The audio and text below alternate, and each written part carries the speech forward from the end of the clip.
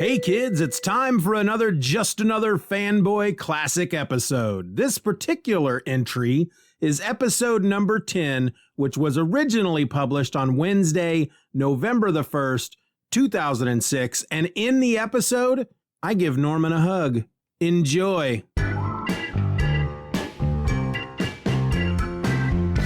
You're listening to Just Another Fanboy, the only podcast with minty fresh breath. Just Another Fanboy is a Lynx broadcasting production.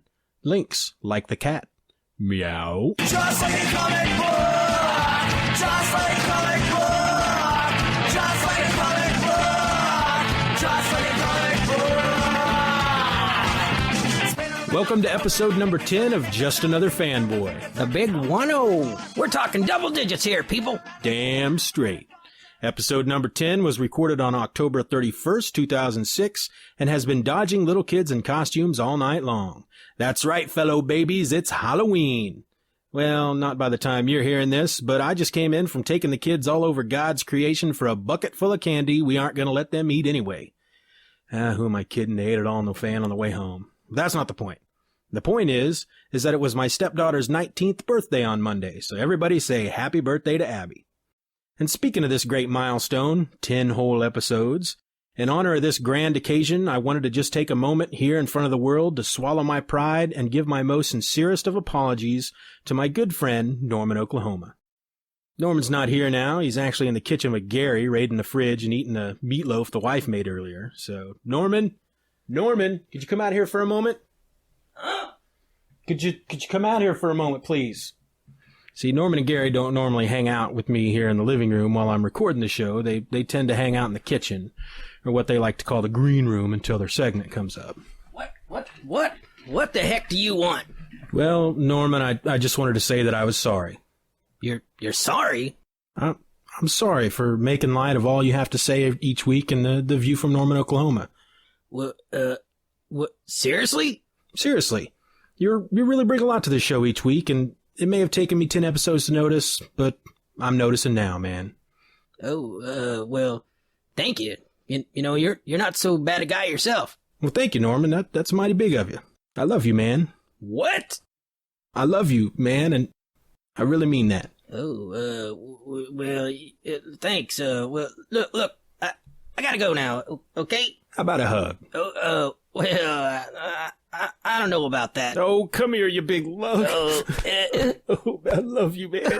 I love you, man. I love you too, man. I love you too. And now for listeners' feedback.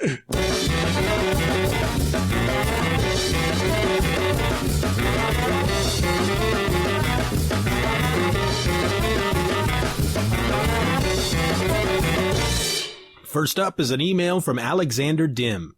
And Alexander writes, I am a mild comic book fan, but a huge podcast fan.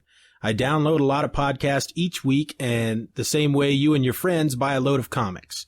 Your podcast is one of the best I have stumbled across. It is tight. Norman and Gary are excellent characters. The music fits and is well matched. I am very impressed. I have been searching for a funny podcast, but stumbled into yours as a comic book podcast. Like I say, I have a mild interest in comics and wanted to hear what was out there. I've listened to several, but I listen to yours each week. Keep up the good work. Wow. Thanks, Alex. You know, these are the kind of emails that I love here, especially coming from somebody who normally doesn't listen to comic book podcasts and might not be a huge comic book fan, but are still listening to mine because they find it entertaining. Thanks, Alex. This next one comes from David, one of the hosts of the Bullpen Bulletins, a great Marvel podcast over at bullpenbulletinspodcast.com. This is a forum post, and David says, fantastic. Stephen, I drove into work today listening to episode 7. I loved it. I'm hooked, and it will always have a place in my iPod's queue. Great stuff. I'll be back with more feedback, and some of it may consist of sentences bigger than 7 words. Thanks, David. You know, 7 words is fine, because that's about as big as my vocabulary. And now, news and information you could have easily gotten for yourself with just a little effort. This week's news and information you could have easily gotten for yourself with just a little effort is brought to you by the committee to put Norman, Oklahoma into the office of the President of the United States in 2008. When you think about voting for the next President of the United States, why not take the following into consideration? All the other candidates suck and don't bring anything but complete and bitter hatred for all that is good and beautiful in these United States. So vote for Norman, Oklahoma in 2008, because he doesn't suck. I'm Norman, Oklahoma, and I approve of this message. Titan Books, the leading publisher of licensed entertainment tie-ins, has lined up an enchanting title to coincide with the highly anticipated theatrical release of the Paramount Pictures film Stardust in March 2007. Based on the illustrated novel by famed writer Neil Gaiman and painter Charles Vess, Stardust tells the captivating story of Tristan Thorn, charged to retrieve a fallen star by the woman he wishes to marry, and forced by his vow to journey through the treacherous and magical realm of fairy. The film, written by Jane Goldman and director Matthew Vaughn, features an appropriately stellar cast, including Claire Danes, Charlie Cox, Sienna Miller, Ricky Gervais, Jason Fleming, Peter O'Toole, with Michelle Pfeiffer and Robert De Niro. Joining Thorne's journey through this uncharted world, Titan has acquired world rights to produce the only official visual companion to the film. Authored by 3 times World Fantasy Award winner Stephen Jones, Stardust the Visual Companion delves deep into the unsettling and magical domain of the film to bring back all the fantastical secrets from the set. Bound with the complete screenplay, the companion also features an introduction by Neil Gaiman, interviews with the cast and crew, unseen photographs, and beautiful, fully painted production art chronicling the entire journey from page to screen. The editors at Titan Books are longtime fans of Neil Gaiman's engaging brand of fantasy. Witty, darkly romantic, and unlike any fantasy film yet seen, Stardust promises to launch his profile into the stratosphere. Variety has reported that Marvel Studios has joined with No Equal Entertainment, a Vancouver-based production company, to develop a live-action television series based on Moon Knight. The Marvel Zombies will cross over with one of the most beloved cult franchises of all time, Army of Darkness. Marvel Zombies vs. Army of Darkness is a new 5-issue crossover series to come from Marvel Comics and Dynamite Entertainment in March of 2007, bringing the highly popular hero Ashley J. Williams of Army of Darkness and Evil Dead fame into the Marvel Zombies world.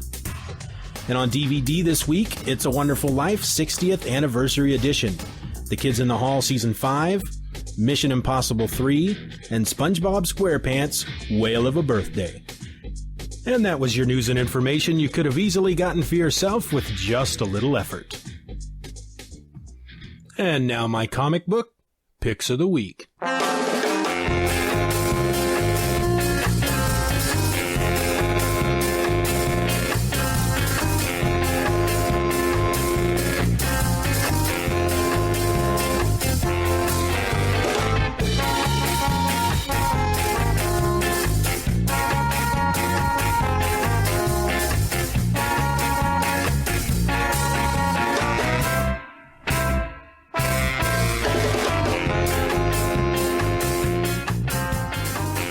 From DC this week, we have 52, number 26, written by Jeff Johns, Grant Morrison, Greg Rucka, and Mark Waid.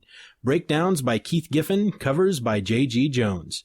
The story of the year continues in 4 more chapters of America's only weekly superhero adventure. In this issue, how altruistic can you be when you're funded by LexCorp? Plus the origin of Hawkman by Wade and Joe Bennett. Blue Beetle number 8, written by Keith Giffen and John Rogers, art by Cully Hammer, cover by Duncan Rouleau. Escaping his way too high visibility in El Paso, the Beetle hits the road looking for answers from the Scarab's original owner. But it ain't a road trip without a few speed bumps. Detective Comics number 825, written by Royal McGraw, art by Marcos Mars and Luciana Del Negro, cover by Simone Bianchi. The enigmatic Dr. Phosphorus is back in a story by rising stars Royal McGraw, Marcos Mars, and Luciana Del Negro. Alex Sartorius was believed to be dead, but rumors of his death have been greatly exaggerated. Now, more powerful than ever, Dr. Phosphorus seeks to enact revenge on crime boss Rupert Thorne, and only one man can stop his reign of terror: the Batman.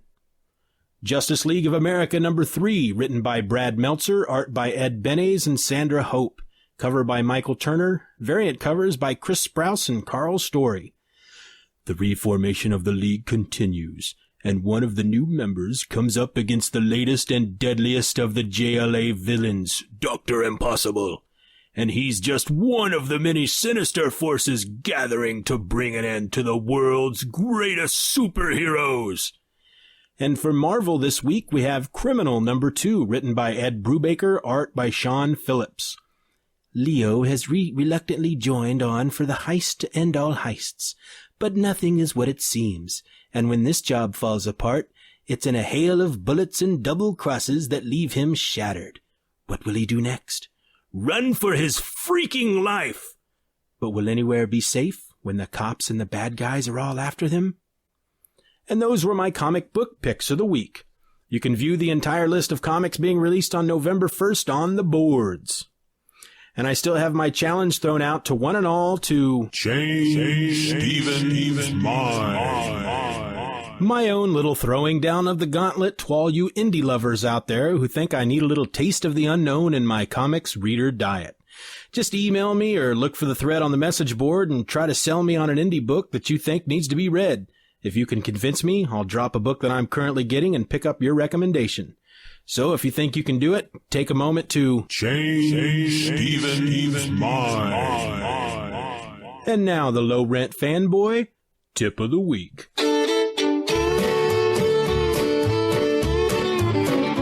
If you got the money, I've got the time. We'll go honky-tonkin' and we'll have a time.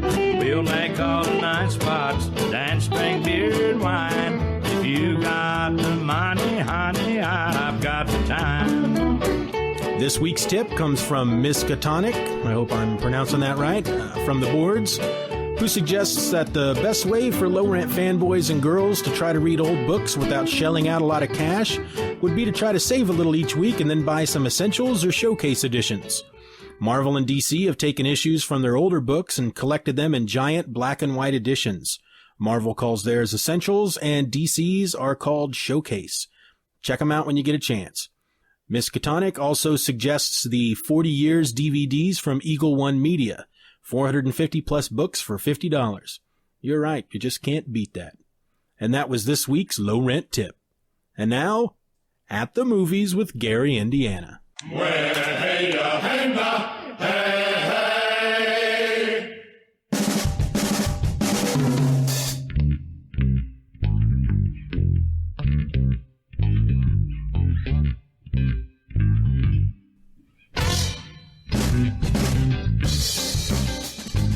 Howdy, folks.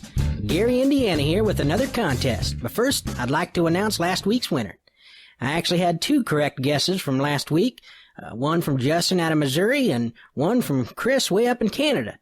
They both correctly identified last week's line as coming out of the movie Silverado.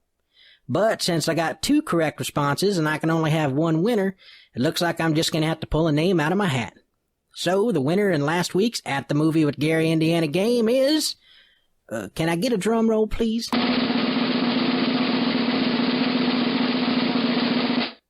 Justin from Missouri. Congratulations, Justin. Your prize will be on its way soon. And now this week's movie quote. My brother and I used to say that drowning in beer was like heaven, eh? Now he's not here and I got 2 soakers. This isn't heaven. This sucks. Do you think you know the movie? Write us here at justanotherfanboy@gmail.com and submit your guess to win a $10 iTunes gift certificate.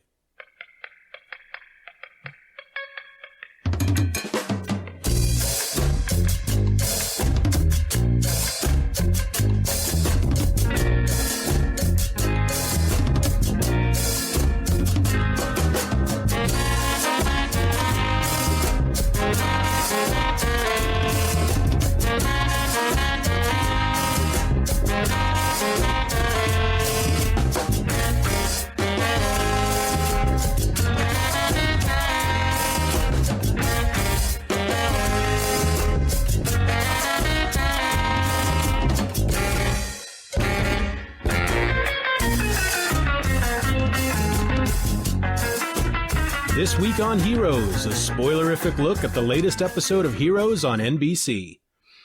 Okay, so Peter talks to Hiro Nakamura on the phone and tells him that he needs to get to New York so they can see what can be done about saving the cheerleader. Here's the deal, though. They have no idea who or where the cheerleader is. Peter has all of Isaac's paintings up on the wall after he notices that they fit together like the panels of a comic book, and then realizes that there is a panel or painting missing. Isaac can't recall what was on the painting as he was all smacked out at the time, but he can remember that his girl took it with others to be sold. So now Peter has to track her down. Meanwhile, Mohinder has finally left for India. Eden, the girl that's been helping him, tries to talk him into staying and even goes as far as to laying a big sloppy wet one on him before he leaves.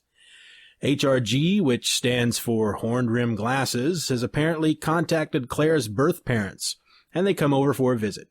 While they are there, HRG gets a phone call from none other than Eden, whom I did say from week 1 would turn out to be a bad one. Right? I did say that, right? Anyway, 1 point to me. Anyway, she tells HRG that Mohinder left for India, but she knows he'll be back. Then she tells him about Peter meeting a man from the future who tells him to save the cheerleader, save the world. To which HRG has a little moment where he stares off camera dramatically before telling Eden to take care of the precog, which would be Isaac. Hiro and his buddy are caught once more by the high roller who talks him into participating in a high-stakes poker game, and he wants him to cheat to help him win his money back. At one point during the game, Hiro and his friend go to the restroom and a woman shows up. We don't see who the woman is, though, but we can hear what's going on and what happens from the perspective of Hiro from in the bathroom. Anyway, a woman shows up and kills everybody in the room, sparing Hiro and friend because, well, they're hiding out in the bathroom. We find later that the woman who came in and slaughtered all these people was Nikki's other half, and that the men she just killed knew DL. See, she has to kill them because DL was too close to learning the truth. Which brings us to Nikki and DL. Nikki's husband, DL, shows up claiming that he's innocent. He tells her that, sure, he planned the robbery of $2 million, but then he backed out at the last second. Then some woman came along, stole the money, murdered his crew, and framed him. And now he's back to find this woman and clear his name. Yeah, well, guess what? That woman is Nikki's evil half. In an odd scene where Nikki has a conversation with herself, her dark side confesses to the whole scheme and tells Nikki she has to get the money and take her kid as far away from DL as possible because he's going to take their son away. So she gets the money, DL catches her, she switches to the dark side, and they have a fight. This is when we learn, that is, anyone not reading the weekly online comic on NBC.com learned that DL can phase through objects like Kitty Pryde from the X-Men. DL puts his hand through Nikki's chest, she passes out, and he grabs the kid and the money and runs. The show ends when Eden comes a-knocking on Isaac's door. And that was This Week on Heroes. And now, this week on the Podcast Spotlight. That's right, fellow babies, a new segment, the Podcast Spotlight. I had a lot of fun pimping out the bullpen bulletins last week, so I'm making it a new segment. I call it the Podcast Spotlight, and here we go. Kick the music. So this week, I'd like to shed a little light on one of my new favorite podcasts, Quiet Panelologists at Work. You can find this podcast at panelologists.com. That's panelologists.com. So how can I describe this show? Well, I'll just read from their site. The Quiet Panelologists at Work podcast offers a unique view into the minds of two UK-based comic book collectors. The panelologists attempt to give us a brief lowdown on the best comic books available over the last 2 weeks, but usually move off topic and discuss anything that may pop into their heads instead. It's funny, witty, mostly bizarre, and always unprepared. The true antidote to the comic book podcast that may contain any useful information, reviews, news, and show format. Anyway, as I said, this is one of my favorites. It's damn funny, and I laugh out loud at least 3.5 times in each episode. So check them out, panelologist.com, and tell them that Steven sent you.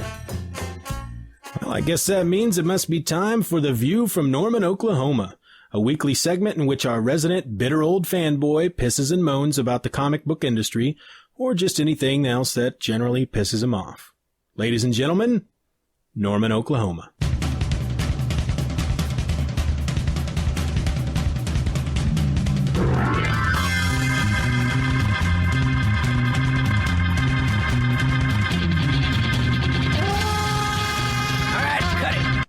Okay now this week I'd like to talk about the complete lack of patience I have for political election ads. Now I'm not sure how it's done in other countries, but here in America voting time is a-comin', and I am sick to death of every single dang ad that clogs up my television screen and interrupts my lounging about time. I wouldn't mind as much if the ad for a particular candidate wasn't more than just a platform telling us how much the other candidate sucks. And that's how each and every one of them are. Okay, so I get like 10 to 12 minutes of showtime, and then we get an ad for tweezers. Then a commercial where candidate number 1 tells us that candidate number 2 is a big horse's ass, so you better vote for candidate number 1 instead. Then we get an ad for pantyhose. Then a commercial for candidate number 2 telling us how big of an ass candidate number 1 is, so you better vote for candidate number 2. Well, I'm tired of it. I'm sick of the ads. It makes me want to just give the whole voting thing a miss and stay home and drink a beer or 7. Anyway, that's it. Thank you. Okay, thank you, Norman. You know, I'm going to try to ignore the obvious fact here, which is that you yourself, of course, have an ad right up at the start of the episode where you pretty much do what you're bitching about here. But like I said, I'm going to try to ignore that and move on. Anyway. You nitwit. That's what we like to call a social commentary. I can't believe I hugged you.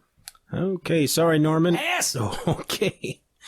Anyway, and now for Steven's Song of the Week. This week's song is an old favorite of mine. This one, like last week's song, comes also out of a Lawrence, Kansas band from way back in the 90s. The band was called Danger Bob, and the song is the Duchovny-Anderson fight song. Enjoy! If I live my life on the TV, I wanna be on the X-Files. If I live my life on the TV, I wanna be on the X-Files. Mulder, Scully, Mulder, Scully. If I live my life on the TV, I wanna be on the X-Files. If I live my life on the TV, I wanna be on the X-Files. Ugly, ugly, Mary. If I live my life on the TV, I wanna be on the X-Files. If I live my life on the TV, I wanna be on the X-Files. Truth in my trousers! So this brings another ear-tweaking episode to a close. If you liked my choice of the song for the week, you can check out info on Danger Bob over at lawrence.com/bands/danger_Bob. So please take a moment to show me how much you love and care for the show, please. You can do that in 4 ways. You could send me an email at justanotherfanboy@gmail.com. You could sign up and post at the message board at pythonland.com/fanboy. You can go to Podcast Alley at podcastalley.com, search for Just Another Fanboy, and vote for the show. Or you could find the show on iTunes and write a review.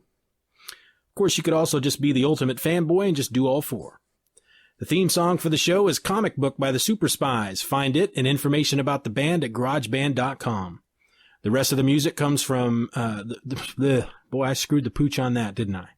The rest of the music from this week's episode comes from the Pod Show Podsafe Music Network at music.podshow.com. So until next week, I'm Steven, and I'm Just Another Fanboy.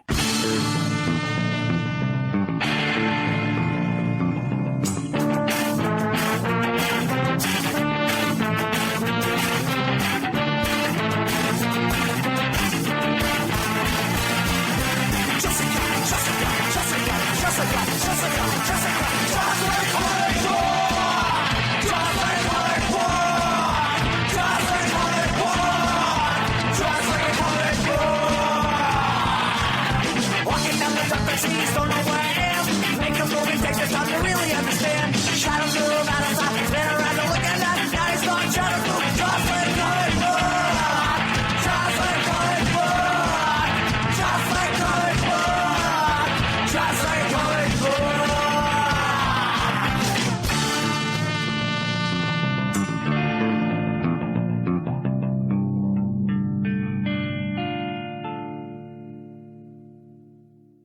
Bye-bye, Daddy. Bye-bye, Daddy.